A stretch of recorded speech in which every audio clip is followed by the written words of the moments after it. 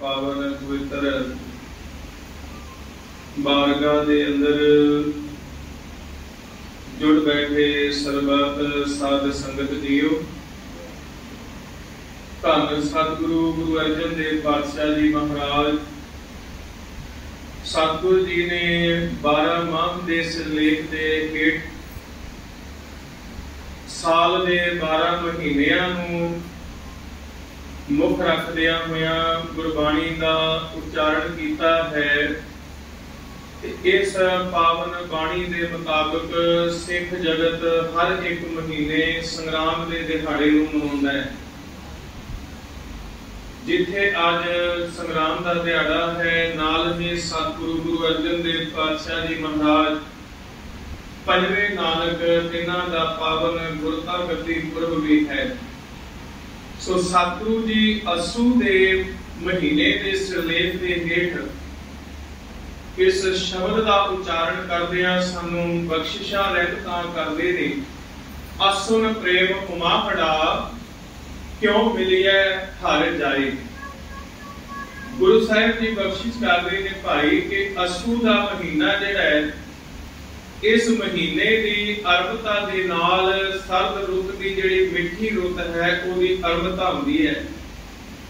पिछला जिहड़ा भादरों का महीना लंघिया, उस महीने दे विच कदे धुप कदे छां कदे बरसात ऐसा मौसम हुंदा है ते उस घुम्मण घेरी दे मौसम दे विचों निकलण दे बाद असू दे महीने की अरबता है। सतगुरु जी बख्शिश करते हैं कि इस असू दे महीने की मिठी रुत दे विच मेरा उस प्रभु परमात्मा दे नाल मिलाप की जिहड़ी तांग है, जिहड़ी खिच है, वो वध गई है ते मेरा जिहड़ा मन है उस दे विच ऐसी अवस्था बनी हुई है कि केड़ा वेला होवे मैं अपने प्रभु पति दे नाल परमात्मा दे नाल मिल पवां, मेरा उस काल पुरख दे नाल परमात्मा दे नाल मिलाप हो जावे। मन तन प्यास दर्शन घड़ी कोई आण मिलावे माए। मेरे मन दे विच तन दे विच उस परमात्मा दे प्रति उस काल पुरख दे प्रति ऐसी खिच बन गई है कि मेरा चित जिहड़ा है, मेरा मन उसनूं क्यों लगदा है कि कोई समा ऐसा आवे, कोई वेला ऐसा होवे कि मेरा मिलाप उस परमात्मा दे नाल होवे, कोई सज्जन मित्र मैनूं उस परमात्मा दे नाल मिलाप दा जुगत दस दवे, मिलाप दे नाल किवें उस दे नाल मिलना है इहदा ढंग दस दवे। संत सहाई प्रेम के हौ तिन कै लागा पाए। गुरु अर्जन देव पातशाह जी बख्शिश करदे कि संत जन जिहड़े ने जदों मनुख सत संगत करे, रब दे प्यारियां दे विच बैठ के उस परमात्मा दी उस्तत करे, जिवें आपां सारे अज जुड़ के बैठे हैं उस परमात्मा दी उस काल पुरख दी प्रीत दे विच, उहदे प्यार दे विच, ऐसी जिहड़ी अवस्था ऐसा जिहड़ा समा जिहड़े संत जन ने को बख्शदे ने। संत जना दे नाल जुड़ के सत संगत की प्राप्ति हुंदी है ते सत संगत दे विच बैठ के उस परमात्मा दे नाल मिलाप की खिच पैदा हुंदी है ते संत जन उस परमात्मा नूं मिलण दी जुगत सानूं दस दिंदे हन। विण प्रभ क्यों सुख पाई है दूजी नाही जाए। गुरु साहिब जी बख्शिश करदे कि विण प्रभ बिना उस परमात्मा तो किसी होर जगह ते उहदे वर्गा सुख नहीं मिल सकता। केवल ते केवल अकाल पुरख परमात्मा वाहिगुरु ओदे नाल जदों मिलाप होवेगा ते ओही लोक ते परलोक दा सहायक बनदा है। ओदे अलावा दूसरा होर कोई ओदे वर्गा नहीं। जिने चाखिया प्रेम रस से तृप्त रहिया गाए ते जिन्हां दा मिलाप उस एक दे नाल हो जावे, जिहड़े उस एक दे नाल जुड़ जाण, एक दे प्रति उन्हां दी शरधा बन जावे, मन दे विचों हौमै मैं मेरी ये सारा कुछ मिट जावे ते उन्हां दा अंदर तृप्त हो जाता है। साध संगत पर साडी कुछ अवस्था जिहड़ी है अज दा समा जिहड़ा वो ऐसी बन चुकी है कि असी किसी दी गल किसी दे सुझाया होया कोई ढंग असी वरतना ही नहीं चाहते। गुरु साहब जी बाणी के अंदर बख्शिश करते हैं कि जदों मनुख आपा समर्पण करके गुरु की शरण दे विच आउंदा है, आप मार के भाव अपने अंदर की हौमे नूं मार के जदों गुरु की शरण दे विच आउंदा है कि इस जगह ते आके बैठदा ते ओहदा मिलाप परमात्मा दे नाल हुंदा है। पर जिहड़ी साडी अवस्था है, सब तो पहला साडे अंदर दा जिहड़ा हंकार है, किते ना किते मैं मेरी असीं इहनूं जां तां मुकाउणा ही नहीं चाहुंदे ते जां साडे तो मुकदा ही नहीं। साध संगत दे विच बैठ के जिवें आपां सारे जुड़ के बैठे हैं, साध संगत इस समय अगर तुहाडी वजह दे नाल जिवें आपां बच्चियां दे नाल, क्योंकि बहुत समा हुंदा है, लगभग 1 महीने दे विच 1-2 समागम किते असीं जांदे हां, नहीं तां ओह भी नहीं। उत्थे असीं बच्चियां नूं लिजा के अज कुछ दिन पहलां दी गल है, शायद हफ्ता या 1.5 हफ्ता लुधियाने के किसी गुरुद्वारा साहब विखे समागम चल रहा सी ते छोटा बच्चा लगभग 8-10 साल का ते लाइव टीवी दे विच चलदे हुए समागम दे अंदर वो कैमरे दे अगे आके नचण लग पिया। क्यों? क्योंकि असीं उन्हां बच्चियां नूं सेध ही दे रहे हैं, मोबाइलां दे नाल उन्हां नूं असीं सारा दिन जोड़ के रखदे हां, पर गुरु वाले पासे तोरन दी कदे कोशिश नहीं करदे।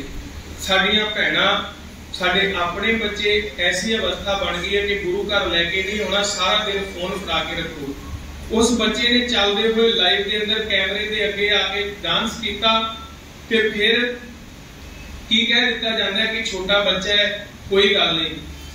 साध संगत वो भी छोटे बच्चे सन जिन्हां दे टुकड़े कर करके उन्हां दीयां मावां दे गलां दे विच हार पा दिते सी ते साहिबजादे 5 ते 7 साल की उम्र दे सन जिन्हां ने दृढ़ता दे नाल शहीदियां नूं प्राप्त कीता सी।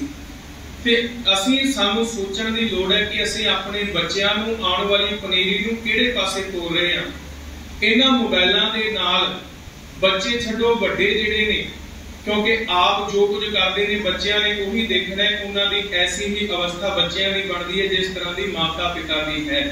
जो जिहे बूटे नूं तुसीं पानी पाओगे, खाद पाओगे, उस तरह का उन्हें फल देना है। ते ये जिहड़े बच्चे ने, जे तुसीं अज इन्हां नूं गुरु घर आके नहीं रोकदे ते कल किते तुसीं अपने घरां दे विच भी इन्हां नूं माड़े कम्मां तों रोकोगे ते याद रखियो इन्हां ने रुकना नहीं, तुहाडी इन्हां ने सुननी नहीं, ना इन्हां ने रुकना।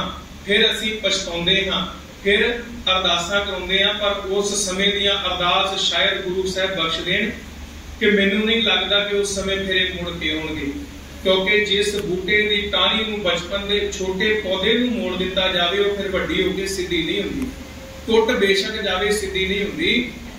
साध संगत सानूं इन्हां बच्चियां नूं संभालण दी लोड़ है, क्योंकि साडे अंदर हंकार ही इन्ना भरिया होया है। अज 4 दिन पहला 3 तरीक की घटना है, 3 या 4 तरीक की, कोई गदरपुर तो परिवार आया, शाम सोदर का जाप हो रहा सी, बीबी इस जगह ते बैठी ते छोटा बच्चा उन्हां दे नाल सी, जिवें अज साडे बच्चे ने। अरदास ते हुक्मनामे दे विच बच्चा उस जगह तो उठ के 20 बारी घट्टो घट 10 मिनट दे विच उठ के अरदास दे विच उहने मेरा कुर्ता पकड़िया, आके चौर साहब खिंची, कदी इस जगह ते कदी उस जगह ते। उहदी माता बैठी हुई उस जगह ते फोन चला रही सी, उहदी माता उहदी वीडियो बना रही है ते वो अरदास दे विच हुक्मनामे दे विच छोटा बच्चा, बच्ची सी, उसनूं तां समझ नहीं, पर उसदी जिहड़ी माता सी वो इत्थे बैठी हुई उहदी वीडियो बना रही कि मेरा बच्चा जिहड़ा बहुत वड्डा काम कर रहा है। ते जदों मैं उठ के सुखासन करके उस बच्चे नूं समझाया, उहदी माता नूं समझाया, ते उहने अपने किसी परिवार दे जानण वाले ने उन्हां नूं जदों वापस आए ते उन्हां नूं कहा ते उन्हां ने मैनूं शिकायत कीती कि बाबा जी तुसीं साडे बच्चे नूं डांटिया। ते मैं उन्हां नूं हत्थ जोड़ दित्ते कि भाई साहब जे तुहानूं लगदा है कि मैं डांटिया तां मैं डांटिया, मैं नहीं चाहता कि किसी की वजह के करके कोई दूसरी अगर संगत बैठी है तो उन्होंने ध्यान दे विच खलल पवे जां किसी तरीके का। क्योंकि साध संगत बाणी चलदे बाणी के प्रवाह के अंदर शायद तुसीं इतिहास पढ़िया होवे ते पता है खलल कौन पाया करते सन, जां मुगल ते जिहड़े गुरु घर ते चढ़ के आया करते सन। चलदे बाणी के प्रवाह के विच वो लोग खलल पाया करते सन ते सानूं सोचण दी लोड़ है किते ना किते असीं उन्हां दी कैटेगरी दे विच खड़े हो रहे हां। दरबार साहब के चलते कीर्तन नूं रोकिया करते सन मुगल, ते अज असीं जाने अनजाने दे विच बच्चियां दे राहीं, मोबाइलां दे राहीं, बाणी दे विच जे विघन पा रहे हां ते असीं गुरु घर दे दोखी हां। जे इस बाणी दे चलदे प्रवाह दे विच तुसीं विघन पा रहे हो ते गुरु घर दे दोखी हो, फिर ये ना समझ लेना कि इस गुरु घर गलती करके ते जाके दरबार साहब जां नानकमता साहब जां किसी डेरे ते जाके बख्शे जावांगे। गुरु बहुत वड्डा बेअंत है। गुरु घर दे नाल जिन्ने भी मत्था लाया, जिसने खलल पाया, उसनूं गुरु साहब ने बख्शिया नहीं। साध संगत, गुरु ग्रंथ साहब जी की पावन भीड़ इत्थे भी उही है। जे बाणी पढ़ी जा रही है ते बाणी दरबार साहब तुसी चले जाओ, बाणी यही है। जे नानकमता साहब चले जाओ, बाणी उत्थे भी यही पढ़ी जा रही है। तुसी ये ना सोच लेना कि इत्थे असीं गलतियां कर लईए ते जाके दरबार साहब देग चढ़ा दईए ते बख्शे जावांगे, ऐसा नहीं। ते जे किते तुहाडी वजह दे करके कोई लागे तुहाडे बैठा है दूसरा, उस दी लिव लगी है, उस रब दे नाल वो आराधना कर रहा है, अरदास कर रहा है, तुहाडी गलती दे कारण जे ओदी भगती दे विच जां ओदी प्रार्थना दे विच अरदास दे विच विघन पै रहा ते ओदे दोखी भी तुसीं हो। मैनूं बहुता कुछ कहण दी लोड़ नहीं साध संगत, क्योंकि मैं लगभग हर संग्राम ते हर प्रोग्राम ते समझाउंदा है कि बाहर दरी विछी है, बाहर जगह है, पक्खा लग्या है, उत्थे बैठ जाओ, तुसीं उस जगह ते बैठ जाओ। किसी तरीके दे नाल दा समझो कि असीं की करना चाह रहे हां, असीं चाहुंदे की हां। सो गुरु जिहड़ा है वो बहुत बेअंत है। गुरु दा दोखी ਉਹ ਸਨ ਜਿਹੜੇ ਉਸ ਸਮੇਂ ਬਾਣੀ ਨੂੰ ਰੋਕਿਆ ਕਰਦੇ ਸਨ, ਤੇ ਜੇ ਅੱਜ ਅਸੀਂ ਜਾਣੇ ਅਣਜਾਣੇ ਵਿੱਚ ਬਾਣੀ ਵਿੱਚ ਵਿਘਨ ਪਾ ਰਹੇ ਹਾਂ, ਕਿਸੇ ਦੀ ਆਰਾਧਨਾ ਅਰਦਾਸ ਦੇ ਵਿੱਚ ਵਿਘਨ ਪਾ ਰਹੇ ਹਾਂ, ਤੇ ਅਸੀਂ ਉਹਦੇ ਦੋਖੀ ਹਾਂ। ਤੇ ਅਸੀਂ ਇਹ ਨਾ ਸੋਚੀਏ ਅਸੀਂ ਬਚਾਂਗੇ, ਸਾਨੂੰ ਭੁਗਤਣਾ ਜ਼ਰੂਰ ਪੈਣਾ ਹੈ, ਡਾਇਰੈਕਟਲੀ ਜਾਂ ਇਨਡਾਇਰੈਕਟਲੀ। ਇਹ ਗੁਰੂ ਸਾਹਿਬ ਨੇ ਸੋਚਣਾ ਹੈ।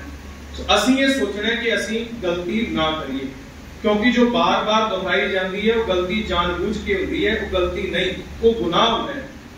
अगे गुरु साहब जी बाणी के अंदर बख्शिश करते हैं, जिन्नी चाखिया प्रेम रस से तृप्त रहिया गाए, जिन्हां ने उस परमात्मा दे प्रेम रूपी रस नूं अपने अंदर धारण कर लिया, वो तृप्त हो गए। कि असीं तृप्त होना है बाणी पढ़ के, ना कि गुरु घर आके इधर उधर दीयां गल्लां करके जां अपने होर कोई हील हुज्जत करके असीं तृप्त होना है। तृप्त होना गुरु दी बाणी दे नाल। आप त्याग बिनती कर है लेहो प्रभु लड़ लाए। गुरु साहब जी बख्शिश करते हैं कि जदों गुरु दी शरण दे विच आउणा ते अपना त्यागना है। आप त्याग अपने अंदर दी हौमे नूं त्याग ते बेनती कर उस परमात्मा दे चरणां दे विच कि परमात्मा मैनूं अपने लड़ ला लै। जो हर कंत मिलाया से विछड़ कतै ना जाए। ते जिस नूं उस कंत ने भाव उस परमात्मा ने अकाल पुरख ने अपनी गलवकड़ी दे विच ले लिया, फिर वो कदे विछड़दा नहीं। वो सदा ही उस परमात्मा के चरणों दे विच उहदे आसरे दे विच तृप्त ही रहंदा है। प्रभ बिन दूजा को नहीं, नानक हर सरनाए। हे नानक, उस परमात्मा को बिना उहदे वर्गा सहारा कोई दूसरा है ही नहीं, जेड़ा तेनू उस परमात्मा तो अलावा इस संसार रूपी समुंदर तो पार लंघा सके। असु सुखी वसंदे आ जिन्ना माया हर राए। असू दे महीने दे विच समा कोई भी होवे, गुरु साहब जी बख्शिश करदे ने सुखी वो लोग वसदे ने जिहड़े रब दे प्यारे ने, भाव उस परमात्मा दे उस काल पुरख दे जन बनदे ने, सेवक बनदे ने। साध संगत, गुरु रामदास पातशाह जी दे साहिबजादे धन धन गुरु अर्जन देव पातशाह जी महाराज, तिन्हां दा अज पावन ते पवित्र जिहड़ा गुरता गद्दी पुरब आपां मना रहे हां, उन्हां दी शख्सियत एक ऐसी शख्सियत है जिस तो सानू बहुत कुछ अपने जीवन दे विच सेध मिलदी है।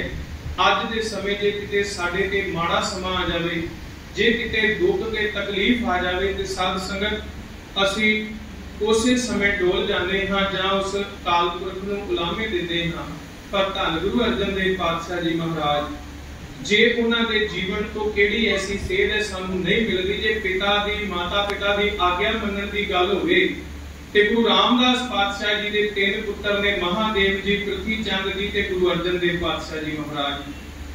धन गुरु रामदास पातशाह जी दे ताए दा सुपुत्र सहारी मल उन्हां दे कोल आउंदा है ते गुरु पातशाह जी दे कोल बेनती करदा है कि मेरे पुत्र दा विआह है ते तुसीं विआह ते आउणा है। ते पृथ्वी चंद, जैसे कि अज भी बहुत घरां दे विच बहुत साडी जिहड़ी मानसिकता ऐसी बन चुकी है कि माया दे पिछे लग के असीं अपने रिश्ते नाते भराता सारे भुल जांदे हां। उस पृथ्वी चंद ने माया के लोभ दे विच जदों गुरु रामदास पातशाह जी ने अपने भराता सहारी मल नूं जवाब दिता कि असीं रुझेवियां दे कारण जिहड़ा विआह ते नहीं आ सकदे, असीं अपने पुत्तर नूं भेजांगे। ते गुरु रामदास पातशाह जी ने महादेव जी नूं कहा कि महादेव जी जिहड़े ने उन्हां दी बिरती जिहड़ी सी ਉਹ साधना वाली सी, ਉਹ दुनियावी रिश्तियां दे नाल उन्हां ने अगों जवाब दिता कि कोई किसी दा नहीं, कोई धी नहीं, कोई पुत्र नहीं, कोई भरा नहीं, ते असीं इन्हां दुनियावी रिश्तियां दे विच नहीं जाना चाहुंदे। ते महादेव जी जिहड़े ने उन्हां ने इनकार कर दिता। पृथ्वी चंद नूं जदों गुरु रामदास पातशाह जी ने विआह ते जाण वास्ते कहा तां पृथ्वी चंद ने